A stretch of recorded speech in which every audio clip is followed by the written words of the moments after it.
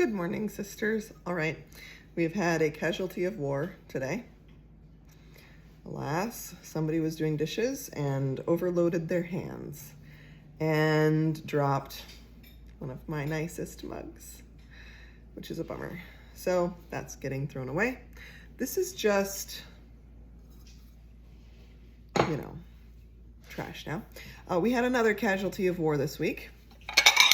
We shall not discuss what happened or who did it, but if you guys find a plate like this, I am looking for one.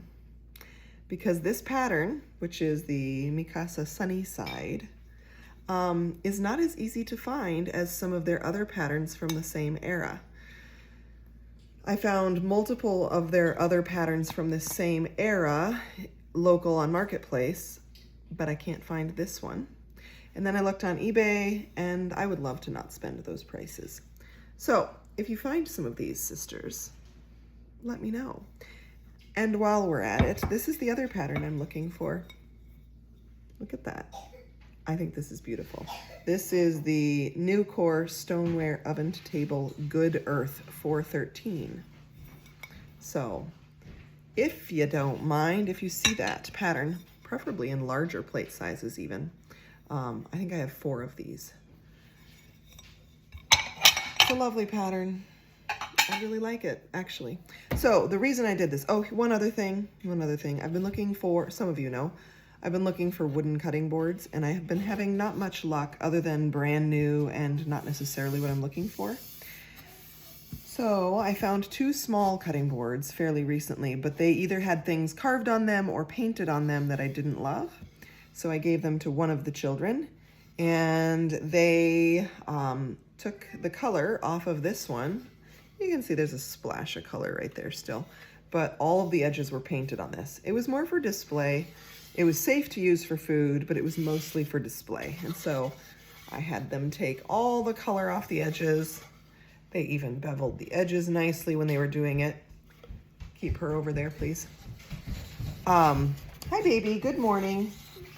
Good morning. Mama give you a hug? I'll give her a hug quick. It's fine. Good morning. Mama loves you. I'm not going to pick you uppy right now. How about if brother gets you some cereal? Anyways, so yeah, it's a very functional cutting board now.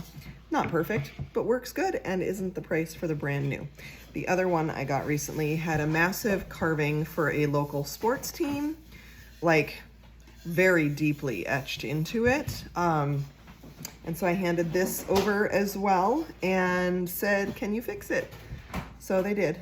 They cut it all off, shaved it down, sanded it, refinished it. They both need oiled again. This one's not bad. But that was my cutting board finds recently. I like the small size cutting boards, actually. I use those quite a lot. Other update, I already did my protein today. I have not done water. I actually did a terrible job with water yesterday, but we won't talk about that. So on to the hair care, what I'm doing for my hair now, because I was asked by one of you. I switched from the previous hair care that I was using, mostly because of cost. Cost was getting ridiculous. Love the product, don't love the cost. So I started looking for drugstore alternative products. And I stumbled across on TikTok. I think it was TikTok. I saw a gal talking about hair care, saw a bunch of people talking about using her hair care process. It was not a specific brand, which I really loved about this gal. She was not saying, you have to use this product. You have to use this brand. She would give options. Here's a high budget option. Here's a low budget option. Here's several in between. It's more about the process. It's more about what the products do to your hair was kind of her spot. So it was an Abby Young is her name. And it's spelled in a much more Asian style. Her last name is. Anyways, so I started watching her videos, kind of looking at what she recommended for products. Something to know is I have extremely hard water here. And so she talks about once weekly doing a clarifying or detoxing shampoo. And of the options that she listed, there were a couple that were designed for people with really hard water. This product was a little bit more on the expensive side, but because it works really well for hard water, I got this one. And you only use it once a week, so it lasts forever. I have been doing this particular process with my hair for quite a while now. Several months at least, probably 6 months. Might be 6 months that I've been doing this, and I do like the results I'm getting. But so this one is a detoxing shampoo. Don't even ask me how to say that brand name. is what I would say, but no idea. So this detoxes and takes the minerals from extremely hard water.